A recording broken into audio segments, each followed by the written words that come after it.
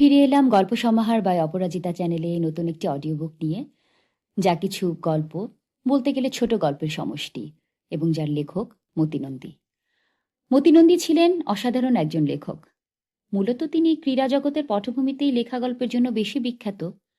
তবুও তার গল্পে মানুষের জীবনযাত্রা, মূল্যবোধ, মানবিক সম্পর্ক, প্রেম ও জীবনের বিভিন্ন চ্যালেঞ্জের কথাও ব্যক্ত আছে।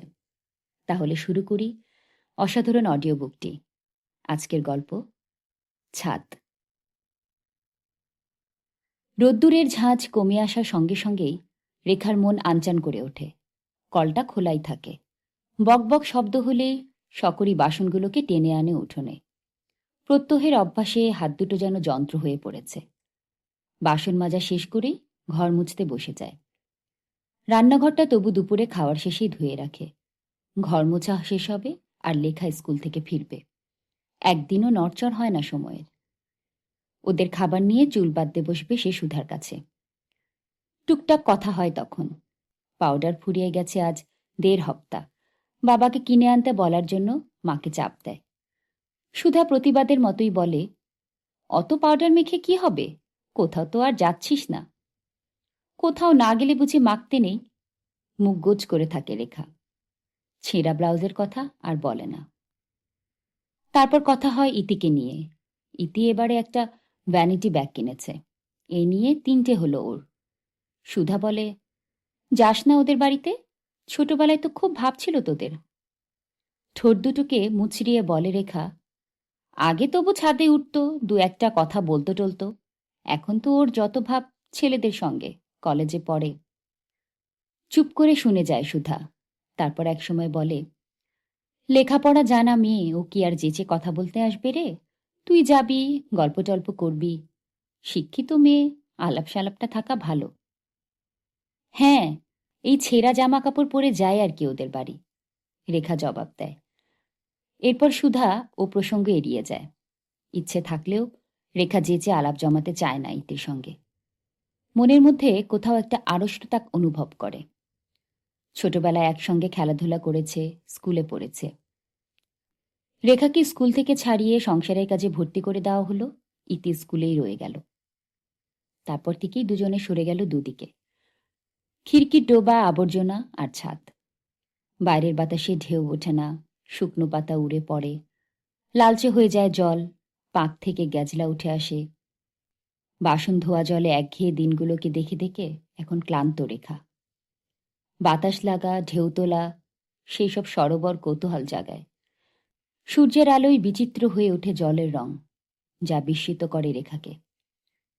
তবু কোথায় যেন ব্যবধান। ইতিকে আর ছেলেবেলার মতো ইতু বলে ডাকা যায় না। ইতু যেন আরেক জগতের নাগরিকত্ব নিয়েছে। চুল বাঁধা শেষ হলে গা ধুয়ে দোতলায় উঠে আসে রেখা। আজ দুপুরে ঘুমিয়ে ফুলো ফুলো গলা আর চোখ নিয়ে হয়তো তখন চায়ের বাটিতে চুমুক দিচ্ছে মঞ্জু। রেখাকে দেখে এঁটো বাটিটাই এগিয়ে দেবে। চায়ে চুমুক দিতে দিতে রেখা বলবে, তোর হলো না এখনো?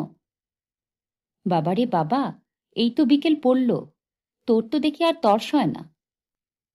গামছা আর সাবানের বাক্স নিয়ে গা ধুতে চলে গেল মঞ্জু।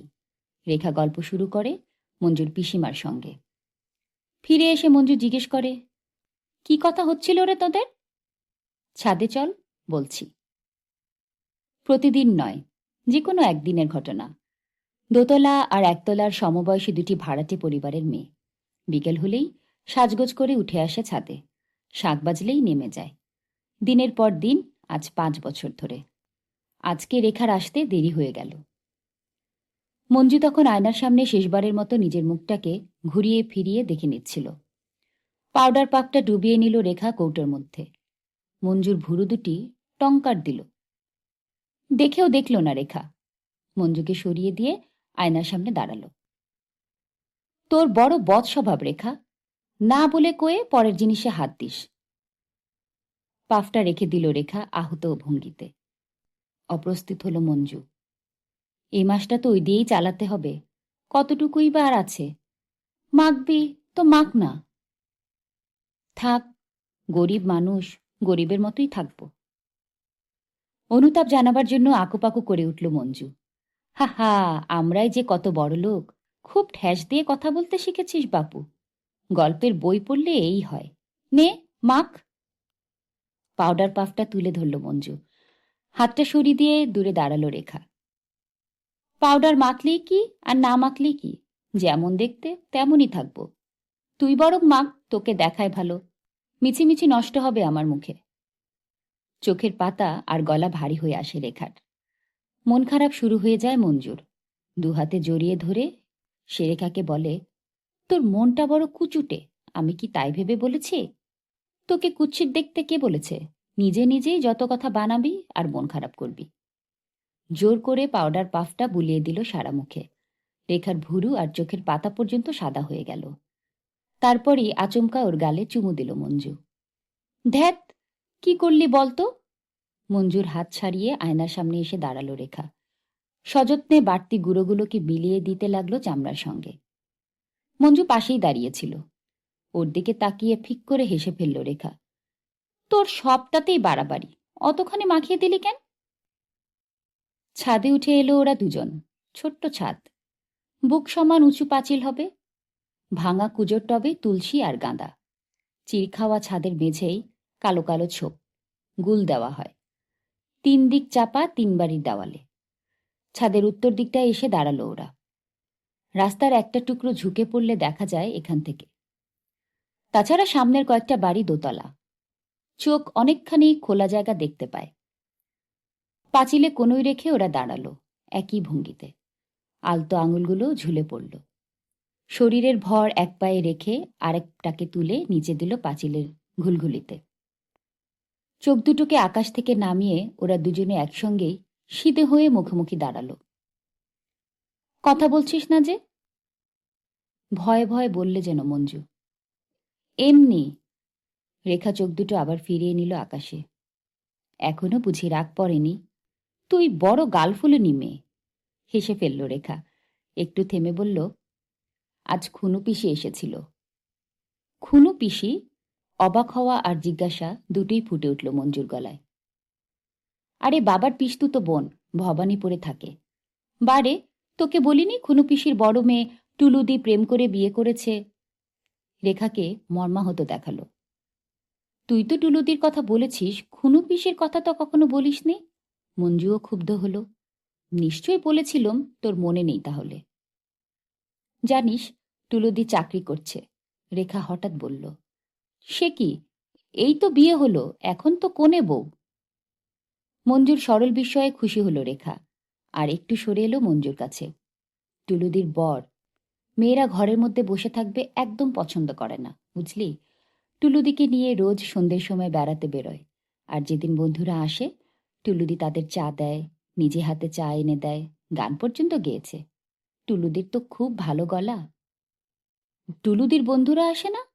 উত্তেজনায় থমথমে মুখে জিজ্ঞেস করল মঞ্জু। কি জানি, খুনু পিসিকে জিজ্ঞাসা করিনি। আর জানিস, টুলুদির বর রোজ অফিস থেকে ফেরার সময় ফুল কিনে আনে। সত্যি? নিঃশ্বাস বন্ধ হয়ে এলো মঞ্জুর। রোজ আনে? হ্যাঁ। আর কি আনে রে? কি জানি।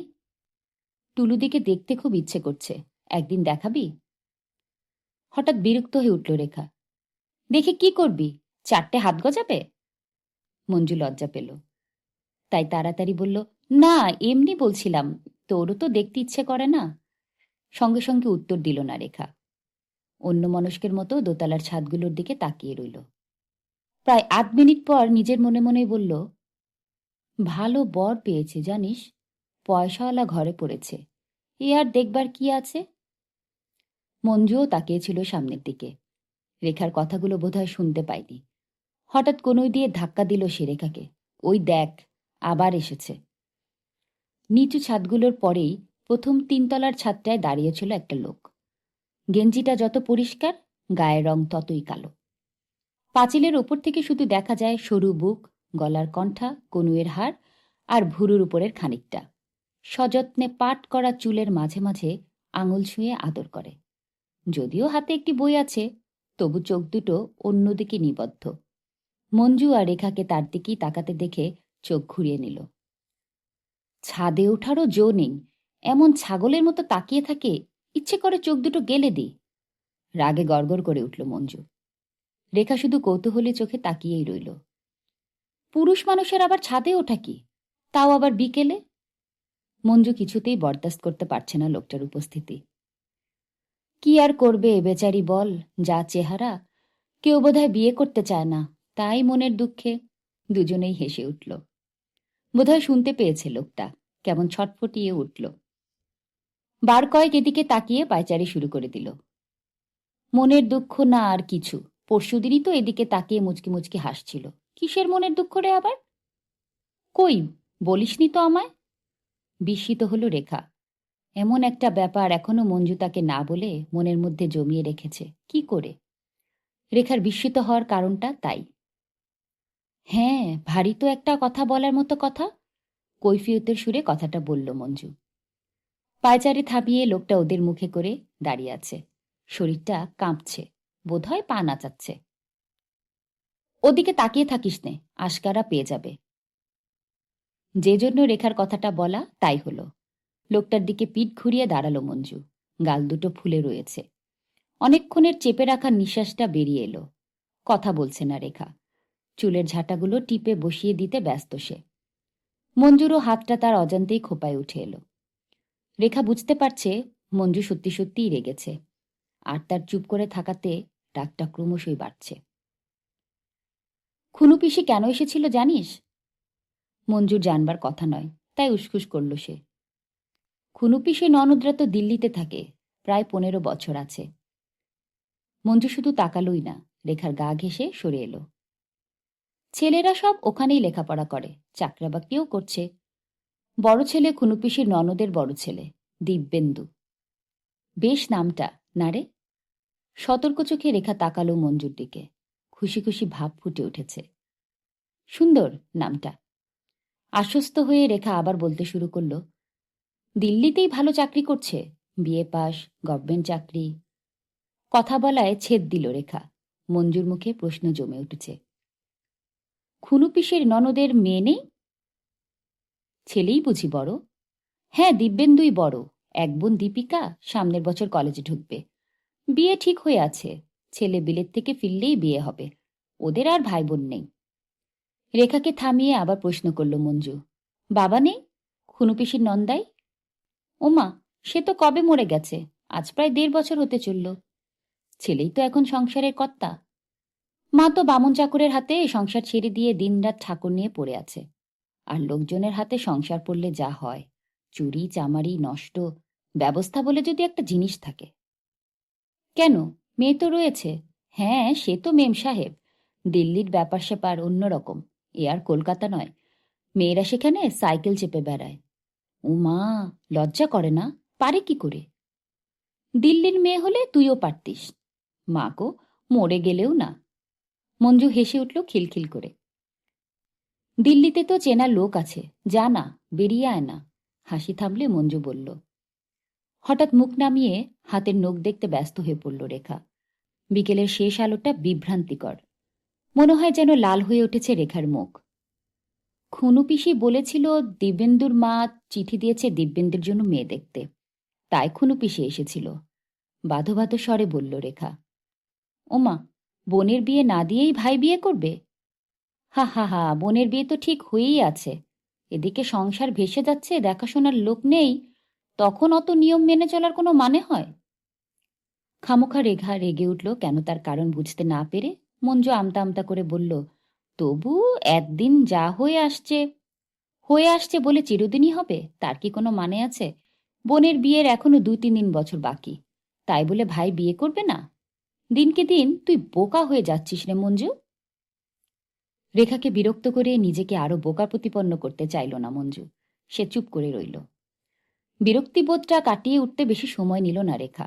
স্বাভাবিক স্বরে আবার কথা শুরু করল সে। এরই মধ্যে 6-7টা সম্বন্ধ এসেছে, সব ওখানকার মেয়ে। একটাও পছন্দ হয়নি ছেলের, তাই তো খুনু পিসিকে চিঠি দিয়েছে ছেলের মা। সেজন্যই বুঝি খুনু পিসি এসেছিল? ফিসফিস করে কথাটা বললে মঞ্জু। মাথা নুয়ে ছোট্ট করে ঘাড় নাড়ল রেখা। কি কথা হলো? এখন আর কি কথা হবে? ফটো আর পরিচয় লিখে আগে পাঠাতে হবে, পছন্দ হলে অন্য কথাবার্তা হবে। সন্ধ্যা অনেকখানি নেমে এসেছে, শাঁখ অনেক বাড়ি থেকে বেজে উঠল। ওরা দুজন নিচে নামার জন্য সিঁড়ির দিকে এগোলো। সিঁড়িতে নামার আগেই দুজনে মুখ ফিরিয়ে থাকলো। সাদা গেঞ্জিটাই শুধু দেখা গেল। এখনো দাঁড়িয়ে আছে রে, হালকা সুরে বলে উঠল রেখা। থাকুক গে, তোর তো ফটো নেই, তাহলে পাঠাবি কি? রেখার পেছনে সিঁড়ি দিয়ে নামতে নামতেই জিজ্ঞেস করল মঞ্জু। কালকে বাবা অফিস থেকে ফিরে নিয়ে যাবে দোকানে। পরের দিন দুপুরেই রেখা ডেকে নিয়ে গেল মঞ্জুকে তার ঘরে। দুখানি ঘর, একখানিতে সুধা তখন ঘুমোচ্ছে, অন্য ঘরখানিতে ওরা দুজন এসে ঢুকল। তক্তার উপর দুখানি শাড়ি আর ব্লাউজ। শাড়িতে ইতস্তত ভাঁজ আর ন্যাপথলিনের গন্ধ। দুটি শাড়িই তুলে নিয়ে দেখতে শুরু করল মঞ্জু। এটা তো জেঠিমার না? ঘাড় নাড়ল রেখা। আর এটা তোর? তবে না তো কার? পড়তে দেখিনি তো। বিরক্ত বোধ করতে শুরু করল রেখা। মঞ্জুটা বড্ড বোকা, এমন খুঁটিয়ে জিজ্ঞেস করে। বল কোনটা পড়ব? চট করে জবাব দিতে পারল না মঞ্জু।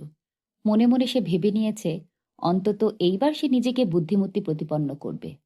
মঞ্জুর মুখ চোখের অবস্থা দেখে মনে হয় তার সামনে ছড়ানো গুটি 50 শাড়ির মধ্যে থেকে একটিকে বেছে নিতে বলা হয়েছে। রেখাও চুপ করে আছে। মঞ্জুর মতামতের উপর তার যে খুব আস্থা আছে তা নয়।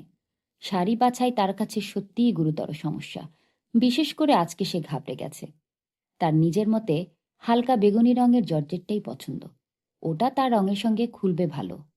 এখন মঞ্জুর কাছ থেকে যা হোক একটা সমর্থন পেলেই সে আশ্বস্ত হতে পারে। ফটো তো রাত্রিরে তোলা হবে। নখ খুঁড়তে খুঁড়তে গম্ভীর ঘুরে জিজ্ঞেস করল মঞ্জু। হুম। মঞ্জু আপাতমস্তক দেখে নিল রেখাকে। বুঝতে পারল রেখা তার গায়ের রং দেখছে মঞ্জু।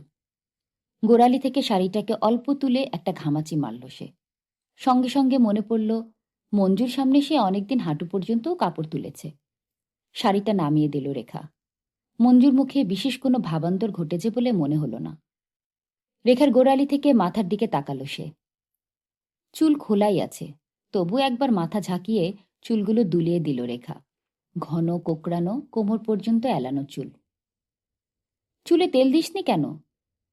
মঞ্জুকে শাড়ি বাছতে বলা হয়েছে আর সে কিনা এখন চুল নিয়ে পড়ল। বিরক্ত হলেও জবাবটা কোনো রকমে দিয়ে রেখা বড্ড মাটি পড়েছিল রে, তাই মাথাটা ঘষলুম। কি একটা কথা বলতে যাচ্ছিল মঞ্জু, থামিয়ে দিয়ে ধমকলে রেখা। যা জিজ্ঞেস করেছি তাই বল। কলে জল এসে গেছে। তিনু, লেখা ওরা এক্ষুনি স্কুল থেকে ফিরে হইচই লাগাবে। এত তাড়াতাড়ি বলা যায় নাকি? এ কি তাড়াহুড়োর ব্যাপার? ভেবেচিন্তে ঠিক না করলে যদি। মঞ্জু কথাটা শেষ করল না। রেখা কৃতজ্ঞ হলো ওর উপর। শেষ করলে কি বিশ্রী না শোনাত। বোকা মেয়েদের জিভের আর বলে কিছু থাকে না। দুখানা শাড়ি নিয়ে প্রায় ঘেমে উঠেছে মঞ্জু। রেখার ভবিষ্যতের ভালো মন্দ সবকিছুই এখন নির্ভর করছে শাড়ি বাছার উপর। নিজের শুভাশুভের দায়িত্বের ভার তার উপর তুলে দিয়ে রেখা নিশ্চিন্ত হয়ে রয়েছে। এই চিন্তায় দিশেহারা হয়ে পড়তে লাগলো মঞ্জু। তাহলে এইটাই পড়ি, কি বল? শেষ পর্যন্ত সম্মতির অপেক্ষা না রেখেই জর্জেটটা তুলে নিল রেখা। দাঁড়া, পরিয়ে দিই। এখন পড়লে ময়লা হয়ে যাবে না? তাহলে চুলটা বেঁধে দিই, একটা সমস্যার হাত থেকে তো রেহাই পেয়ে খুশি হবে। কিন্তু চুল বাঁধতে গিয়েও আরেকটা পরিস্থিতির উদ্ভব হলো।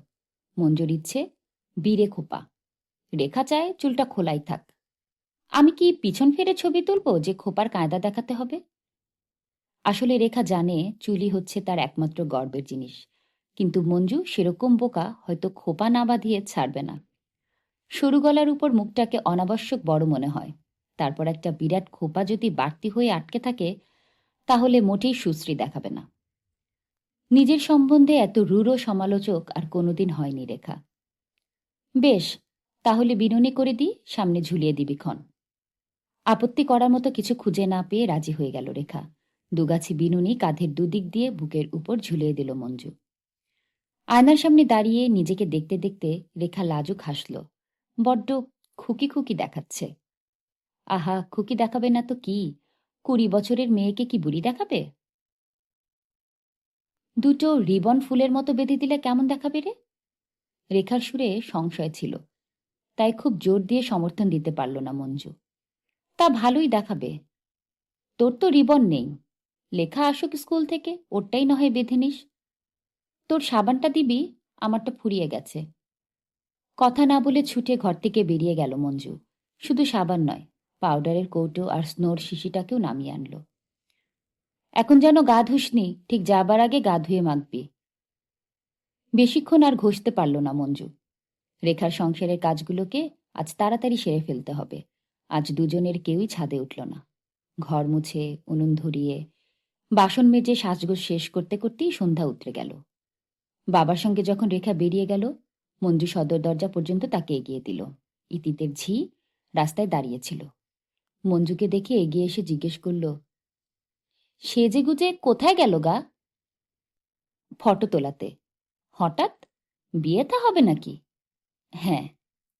মঞ্জুর গা ঘেঁষে সরে এলো ইতিদের ঝি। ফিসফিসিয়ে জিজ্ঞেস করল, কোথায় গো? দিল্লিতে। আমাদের দিদিমণিরও বিয়ে এই শ্রাবণে। ছেলে খুব পণ্ডিত, কলেজে পড়ায়। ভাব করে বিয়ে হচ্ছে। মঞ্জু যেন প্রতিদ্বন্দ্বিতার সুর খুঁজে পেল ঝিয়ের কথাতে। ভাব করে বিয়ে যেন একমাত্র ওর দিদিমণিই করতে পারে। আর পণ্ডিত ছেলে ভূভারতে ওই একটিই আছে। হালকা কিছু না সুরেও মঞ্জু বলল, রেখারও বিয়ে এই শ্রাবণে। ছেলের গাড়ি আছে, দিল্লিতে বিরাট চাকরি করে। রেখাকে পছন্দ করে বিয়ে করছে। ওমা, তবে আর ফটো তোলাতে গেল কেন? সত্যিই তো, না দেখে পছন্দই বা হয় কি করে? ঝি বুঝে ফেলেছি, হাসিয়ে এনে তীক্ষ্ণ চিকটিতে হাসির তাকিয়ে রইল। যাই, এখনো সন্ধে দেখানো হয়নি। প্রায় ছুটে পালিয়ে গেল মঞ্জু। ফটো পাঠিয়ে দেওয়া হয়েছে, এখন শুধু অপেক্ষা করা। ছাদে সেই গল্প করেই মঞ্জু আর রেখা। দূরের ছাদ থেকে আর চোখে তাকিয়ে থাকে সেই লোকটা। বই হাতে পায়চারি করে আর চুলে হাত বুলোয়। মঞ্জু বা রেখা তাকে দেখেও দেখে না। সেদিন ছাদে উঠেছিল ইতি। কথা থামিয়ে ওর দিকে তাকিয়ে বলল, রেখা দেখেছিস কেমন সুন্দর হয়েছে? হবেই তো, এখন তুইও তো হয়েছিস। যা, ওর তো বিয়ে ঠিক হয়ে গেছে। আর আমার কোথায় কি? রেখার কথায় কান্না দিয়ে মঞ্জু আবার বলল, টুলুদির মতো ইতিও ভাব করে বিয়ে করছে। আচ্ছা, বিয়ের পর ইতিও চাকরি করবে তো? কি জানি, ওর বর যদি চাকরি করতে দেয় তো করবে। আচ্ছা, বরের সঙ্গে ও তো বেড়াতেও যাবে, সিনেমায় কিংবা পার্কে। ফুল কিনে আনবে, বন্ধুরা এলে চা দেবে, গান গাইবে, তাই না? ঝুঁকে পড়ল মঞ্জু রেখার চোখের নিচে। সবাই যে একরকমই করবে তার কি মানে আছে? তুই হলে কি করতিস? আমি? দম বন্ধ এলো রেখার। এমন করে দম বন্ধ হওয়া তার এই প্রথম। হ্যাঁ, তুই হলে কি করতিস? আবার ফিরে বলল মঞ্জু। আগ্রহে জলজল করছে ওর চোখ। মুখ ফেরালো রেখা। এত সহজে কি বলা যায়? 20 বছর বয়সের যে কোনো মেয়ে শুধুমাত্র এই একটি কথার উপরেই মহাভারত লিখতে পারে। কৈশোর থেকে আজ পর্যন্ত দেখা, শোনা এবং পড়ার মধ্যে দিয়ে এক রূপকথার প্রদীপ জ্বালিয়েছে রেখা। বাসন মাজা, রান্না আর ছোট ভাইবোনদের পরিচর্যার মধ্যে সময় করে টুকরো টুকরো মুহূর্তগুলোকে সেই প্রদীপের আলোয় রঙিন করেছে। বয়স বাড়ছে, যথেষ্ট টাকা খরচ করে বিয়ে দেবার ক্ষমতা বাবার নেই। তবু এতটুকু স্তিমিত হয়নি সে আলো। সে ভেবেছে তার নিজের একটি সচ্ছল সংসারের কথা, একটি স্বামী স্বেচ্ছায় যার খুশিতে নিজেকে সঁপে দেওয়া যায়, দিনরাতের একটি অনুভূতি যাকে সে লালন করবে তাদের যৌথ ভালোবাসা দিয়ে ঘিরে। কি দেখছিস অমন করে? মঞ্জুর নাড়া খেয়ে চমকে উঠল রেখা। কিছু একটা বলার জন্যই বলে উঠল, না, ওই লোকটাকে দেখছিলাম। বিরক্ত হলো মঞ্জু রেখার কথায়, আর প্রকাশ্যেই সে তা জানিয়ে দিল। এধার ঘুরে দাঁড়া, নইলে এক্ষুনি হাঁ করে তাকাবে। মঞ্জুর দিকে ঘুরে দাঁড়ালো রেখা। অল্প হাসল ওকে প্রশ্রয় দিয়ে। হ্যাঁ রে, ওদের গাড়ি আছে। কাদের? অবাক হলো রেখা। কাদের আবার? তোর বড়েদের। ধ্যাত, তুই এখন থেকেই যা তা বলতে শুরু করেছিস। মুখ তুলে পশ্চিম আকাশ থেকে আসা আলোর মুখোমুখি হলো রেখা। হালকা হলুদের গুঁড়োয় নরম হয়ে গেছে আলোর তাপ। কোণে দেখা আলো সারাদিনের শেষে একটুখানির জন্য ফুটে ওঠে, তারপরে অন্ধকার এসে নিঃশেষ করে দেয়। চোখের পাতা কাঁপছে রেখার। দু চোখ ভরে দেখে নিচ্ছে সে কেমন করে একটা দিন তার স্বপ্নের সঞ্চয় নিয়ে এগিয়ে চলেছে রাত্রির আয়োজনে। খুনু পিসি বলছিল গাড়ি কিনবে। সত্যি? তাহলে তো রোজ বেড়াতে পারবি। আকাশ থেকে সবটুকু খুশি কুড়িয়ে নিল মঞ্জু তার দু চোখে। মিষ্টি হেসে ওর দিকে তাকালো রেখা। বেরিয়ে এসে তারপর কি করবি? গল্প? দূর, তোর বুদ্ধিশুদ্ধি কোনোদিন হবে না। মা বোন এদের সামনে কেউ বউয়ের সঙ্গে গল্প করতে পারে? লোকে বলবে কি? তাহলে গল্প করবি কখন? উত্তর না দিয়ে চোখে রহস্য এনে মুচকি হাসল রেখা। রাত্রিরে বিছানায় শুয়ে রেখার কানে কথাটাকে মিশিয়ে দিল মঞ্জু। সেই রকম আসতেই মঞ্জুকে ধাক্কা দিয়ে বলল রেখা, সব কথা কি বলতে আছে? আমাকেও বলতে নেই? মঞ্জু রাগ করল না, বরং দুহাতে জড়িয়ে ধরল রেখাকে। বাদশাদ দিয়েও বলবি না? বলিস কিন্তু। আচ্ছা বলবো ক্ষণ। সারাদিনের শেষে কখন বিকেল আসবে, কখন দুজনে মুখোমুখি হয়ে আরেক জগতে পাড়ি জমাবে, তারই প্রত্যাশায় ছটফট করে মঞ্জু আর রেখা। কথা আর কথা। জ্যৈষ্ঠ শেষ হয়ে আষাঢ় পড়ল, তবু ওদের ক্লান্তি নেই। আষাঢ়ও শেষ হয়ে শ্রাবণ ধরল। দিল্লি থেকে চিঠি এসে গেল। মেয়ে পছন্দ হয়নি। কোনো কারণ তারা জানায়নি। থমথমে মুখ নিয়ে ওরা দাঁড়ালো ছাদে। ইতিতের ছাদে ম্যাড়াপ বাঁধার আয়োজন শুরু হয়ে গেছে। বাঁশের কঙ্কালের থেকে চোখ ফিরিয়ে নিয়ে মঞ্জু শুধল, কি লিখল ওরা? উত্তরের জন্য সারা দুপুর নিজেকে তৈরি করেছে রেখা। একতলার স্যাঁতস্যাঁতে ঘর, ঘামে জবজবে ছটফটে দুপুর, তারপরেই বিকেলের ছাদ। কিছু আকাশ আর কিশোরী লজ্জা রোদ। কথায় কথায় তৈরি আরেক পৃথিবীর চেনা সংসার। ভয়ে কেঁপে উঠেছিল রেখা। এ সবই হারাতে হবে। ফুরিয়ে যাবে সব কথা, মরে যাবে এই আকাশ, রোদ্দুর আর ছাদের প্রত্যক্ষমান স্পন্দন। শুধু শুনতে হবে হাঁপটানা ক্লান্তিকর দিনরাতের নিঃশ্বাস। সযত্নে তৈরি উত্তরটাকে রেখা সাজিয়ে তুলল। লিখেছে, পছন্দ হয়েছে, কিন্তু ছেলে এখন মত করছে না। বোনের বিয়ে না দিয়ে বিয়ে করবে না বলেছে। আস্তে আস্তে পরন্ত আলোর মতো থেমে গেল রেখার কথাগুলো। শূন্য দৃষ্টিতে তাকিয়ে রইল সে ইতিদের ছাদের দিকে। মঞ্জুও চুপ করে রইল কিছুক্ষণ, তারপর বলল, 2 বছর তো, তারপর বোনের বিয়ে হয়ে যাবে, তাই না? কোনো কথা বলল না রেখা। মুঠোয় চিবুক রেখে আকাশে তীক্ষ্ণ চোখ মেলল সে। কোণে দেখা আলোকে পিষে ঘুরিয়ে দেবার জন্য আকাশে আকাশে ষড়যন্ত্রী অন্ধকারের ব্যস্ততা। আরেক ছাদে সাদা গেঞ্জিটায় ঘামে ভেজা রং ধরেছে। আত্মীয় রং চেনা যায়, কিন্তু দিব্যেন্দু বড় দূরের। মঞ্জু তো পরে সবই জানতে পারবে। তখন নিভে যাবে রূপকথার প্রদীপ। দমচাপা অন্ধকারের থেকে নিজেকে বাঁচবার আকুলতায় টেনে টেনে হেসে বলে উঠল রেখা, না, ভাবছিলুম ওই লোকটার কথা। আচ্ছা ধর, যার সঙ্গে ওর বিয়ে হবে সেও তো অনেক। এতক্ষণ শুনছিলেন মতিনন্দীর ছোট গল্প ছাদ। সঙ্গে থাকবার জন্য সকলকে ধন্যবাদ। সবাই ভালো থাকবেন, শরীর ও মনের যত্ন নেবেন।